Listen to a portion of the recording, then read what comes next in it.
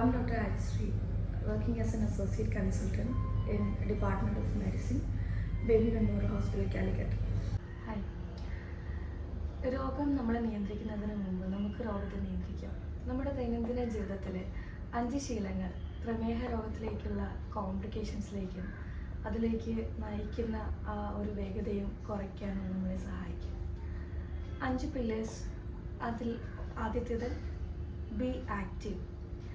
നമ്മൾ ദൈനംദിന ജീവിതത്തിലെ ചെറിയ ചെറിയ കാര്യങ്ങൾ, ഇപ്പം ഓഫീസിലേക്ക് നടന്ന് അല്ലെങ്കിൽ സൈക്കിളിൽ സഞ്ചരിക്കുക, സ്റ്റെയർ കേസുകൾ യൂസ് ചെയ്യുക, അതേപോലെ റുട്ടീൻ ആയിട്ടുള്ള കാര്യങ്ങൾ ഉന്മേഷത്തോടുകൂടി ചെയ്യുക.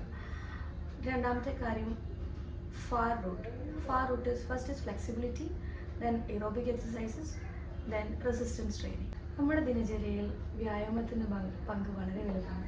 അതേപോലെ പ്രമേഹ രോഗത്തിൻ്റെ കൺട്രോളിനാണെങ്കിലും നമ്മൾ വ്യായാമം വളരെ ചെറിയ രീതിയിലാണെങ്കിലും ഒരു മോഡറേറ്റ് എക്സസൈസിൻ്റെ ഒരു സെഷനിന് ശേഷം നമ്മുടെ ശരീരത്തിൽ ഇൻസുലിൻ റെസിസ്റ്റൻസ് കുറയുകയും ഒരു 40% ഗ്ലൂക്കോസ് അപ്റ്റേക്ക് കൂടുകയും ചെയ്യുന്നതായി തെളിവുകളുണ്ട്.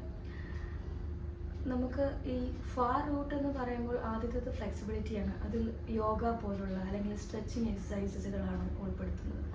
രണ്ടാമത്തേത് നമ്മൾ എറോബിക് എക്സസൈസുകളാണ്. എറോബിക് എക്സസൈസുകൾ എന്ന് പറയുമ്പോൾ നമ്മൾ ബ്രിസ്ക് വാക്കിംഗ് അല്ലെങ്കിൽ സൈക്ലിംഗ്, ഇവയെ ഒരു ആഴ്ചയിൽ ഒരു 30 മിനിറ്റോളം നമ്മൾ 5 ദിവസമെങ്കിലും ചെയ്യണം. അതേപോലെ റെസിസ്റ്റൻസ് ട്രെയിനിങ്ങിൻ്റെ ഇമ്പോർട്ടൻസ് എന്താണെന്ന് വെച്ചാൽ നമ്മൾ പ്രായം കൂടുന്തോറും നമ്മുടെ മസിൽ മാസ് കുറഞ്ഞുകൊണ്ടിരിക്കും. സാർക്കോപീനിയ എന്ന് പറയും. അതിൽ നിന്ന് പ്രിവെൻറ്റ് ചെയ്യാനും നല്ല പ്രോട്ടീൻ റിച്ച് ഭക്ഷണം കഴിക്കുകയും അതേപോലെ റെസിസ്റ്റൻറ്റ് ട്രെയിനിങ് ചെയ്യുകയാണെങ്കിൽ നമ്മളുടെ മുമ്പോട്ടുള്ള യാത്രയിൽ പ്രമേഹ രോഗത്തിൻ്റെ കോംപ്ലിക്കേഷൻസിൽ നിന്നൊക്കെ നമുക്ക് ഇൻസുലിൻ റെസിസ്റ്റൻസ് കുറയ്ക്കാനും ഒക്കെ സഹായിക്കും.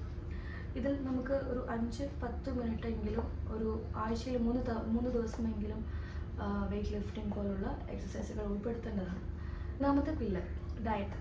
നമ്മുടെ ഭക്ഷണം കഴിക്കുന്ന ആ ഒരു പ്ലേറ്റിൻ്റെ 50% ഫൈബർ അടങ്ങിയ പച്ചക്കറികൾ ഉൾപ്പെടുത്തണം, ധാന്യങ്ങൾ ഉൾപ്പെടുത്താം.